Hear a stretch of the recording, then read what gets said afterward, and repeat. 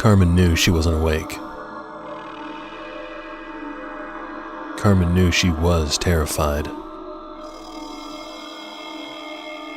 The oval mouths with chubby lips opened in the mucky soil beneath her feet. As of filthy brown mouths tinged with oily grass stains smacked loudly. A chorus of grotesquely surreal slobs.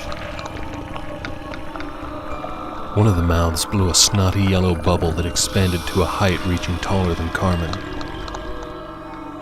The yellow bubble, the consistency of jelly, began to quiver before the revolting sunny-side-up membrane peeled away to reveal a thin, bony humanoid figure. Humanoid might have been an exaggeration. The face was a triangular plate of gray chitinous scar tissue with long skinny strings of white fleshy membranes hanging loosely from the bottom of a protuberant chin. One of its 4 spindly arms lifted and pointed a skeletal finger at Carmen. Its frail, lipless mouth gasped like a beached fish sucking up dense air. Greetings. I hope you are ready for what lies ahead. Carmen opened her mouth and screamed, but the sound only echoed dully somewhere far off in the never-neverlands of bleak darkness. So she tried to run, but her legs twirled ridiculously like flung spaghetti. In blurred, insipid colors, the world moved beyond her, whirling shades of unmentionable hues. The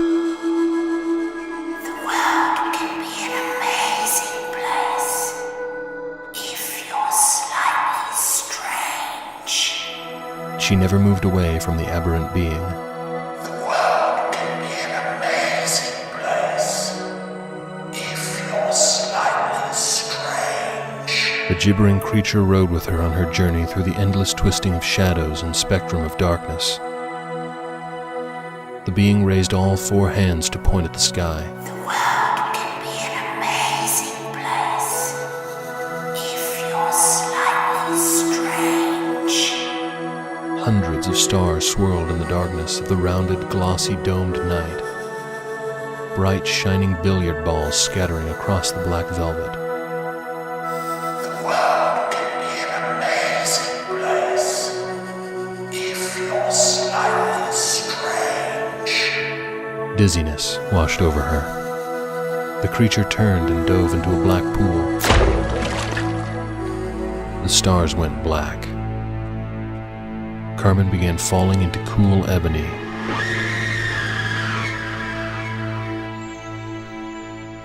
Atticus grabbed her arm. Thank God I'm awake. I'm alive.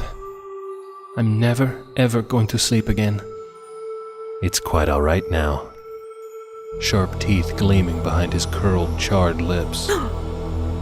Carmen yanked her arm from Atticus's grip. The hold easily gave way because Atticus's hand severed from his arm, and the fingers still gripped tightly to her forearm. The fingers crawled up her forearm like a fleshy, muscular rodent.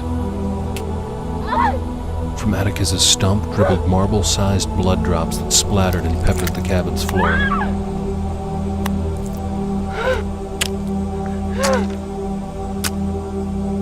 She would have burst into tears if there was an ounce of moisture in her body. Her gums and tongue were so dry she couldn't speak. All the skin on her body had shriveled, hardened like leather or the scaly hide of a lizard. "Kill me!" Atticus shrieked, and flailed his bloody arm, losing dark teeth, rolling black dice. Atticus crept forward, his whirling arm a deadly rotating club of bone and loose nerves. The horizontal logs of the cabin's walls began to melt. Crimson mud sucked her feet into the icy cold ground. Atticus fell to all 4s, limbs and torso bloated before convulsing. Skin crusting over, crystallized. From the severed stub sprang a black insectile tail. His legs mutated into curved arachnid sticks while his head melted into the carapace of his torso. The giant scorpion she'd seen etched into the Rollins wall was now stretched before her like a slumbering dog, its tail lingering over its head. A green gunk dribbled from the fine, leaky tip, splattering into her hair, running warmly down her cheeks. The poison collected as an emerald jewel at the base of her neck. The soft, sticky soil tugged her down deeper, up to her knees. Her consciousness snapped. A blink, and she was falling forward. Her face splashed through a filmy sheath before plowing into warm water. The night still swept around her body. Her naked body. Where in the hell was her clothes? Clumsily, Carmen lifted herself from the tenebrous pond. With heavy steps, she waded out of the murky water while tiny black beetles and tiny leeches scurried up her bare legs. Shrieking, she swatted at the bugs and hurried up the embankment. Gaining a secured purchase on the bank, Carmen double-checked her legs and her bare groin for any more of the creepy crawlers. The bizarre sensation of tiny things burrowing under her skin made her shiver violently.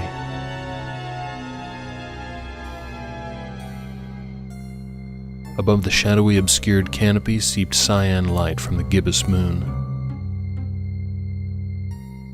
A translucent amber-green mist dressed the cresting outline of the Rollins house several yards away. She'd known it to all be a dream. A nightmare. But it had all felt more like a very surreal hallucination. When the water further out in the pond began to bubble and ripple, she bolted for the porch of the house.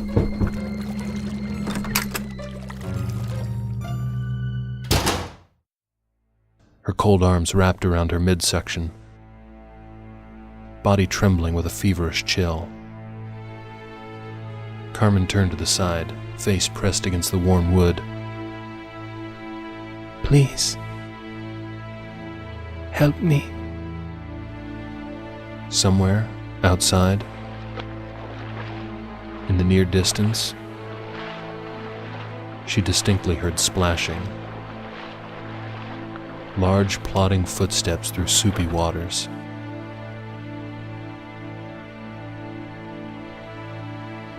A gust of preternatural cold air flushed through the cabin.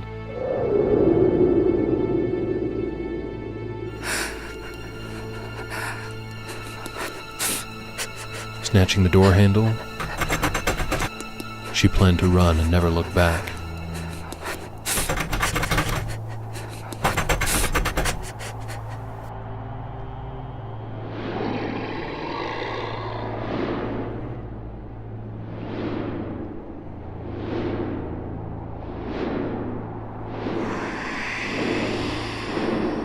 Above her, on the ceiling, unearthly lights glowed and flickered.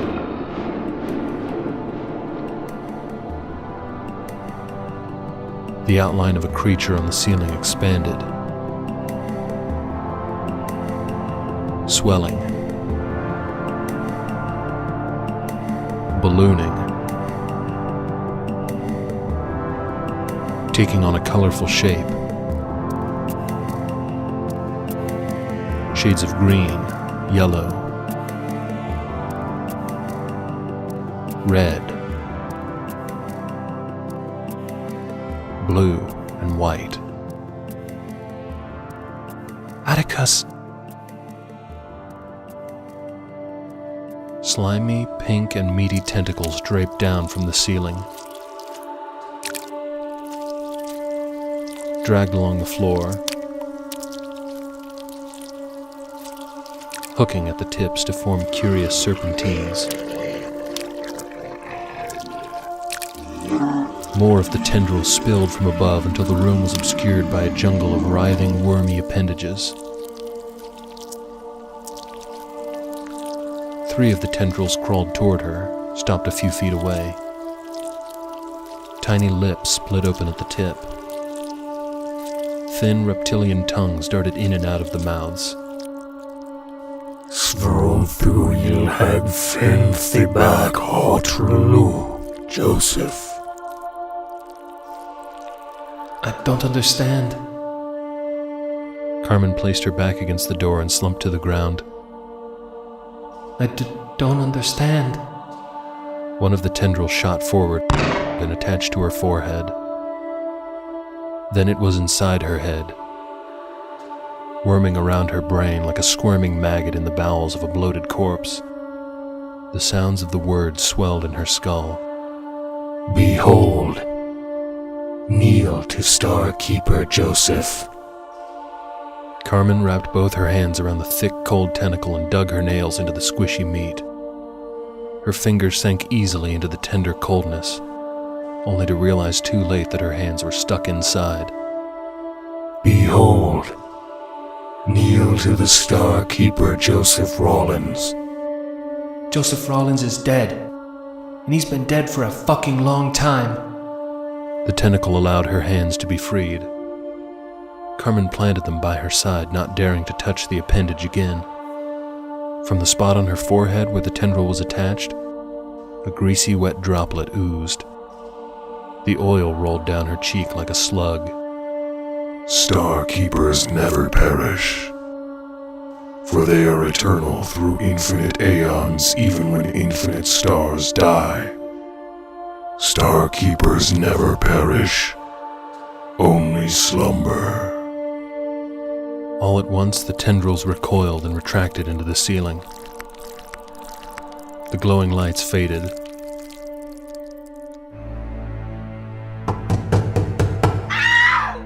Pissed herself. She stared through the darkness.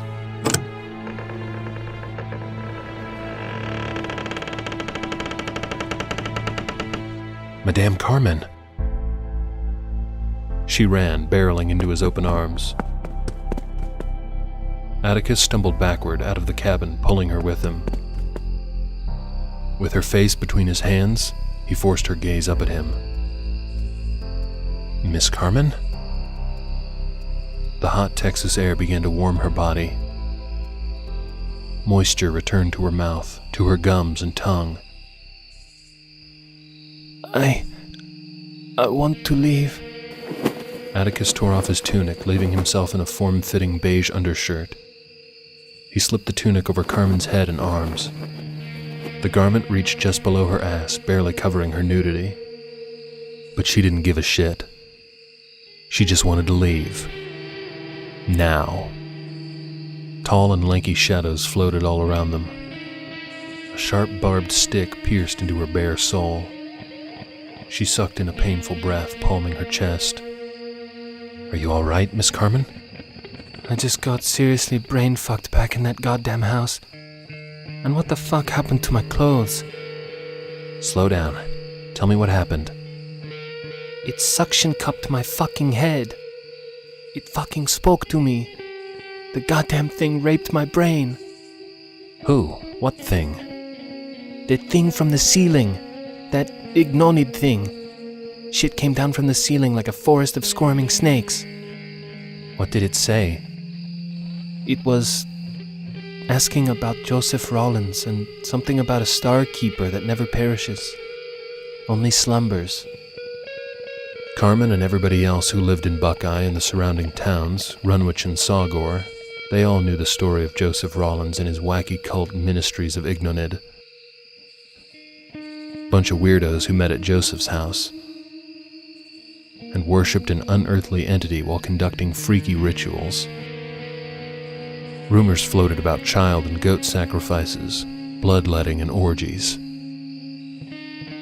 Everybody had heard the stories. Carmen finally knew that the stories were true. Rawlins' house was the devil's house, and she'd spent her last night and only night in the devil's house. Atticus tucked her against his body. It is imperative that I find Shane and contact Elder Kai and relay my newest findings back to the Order of Abel. Shane's place is about 6 miles from here, on the eastern edge of Sacred Oaks. Together, they shuffled away from the cabin and into the accursed woods of Sacred Oaks.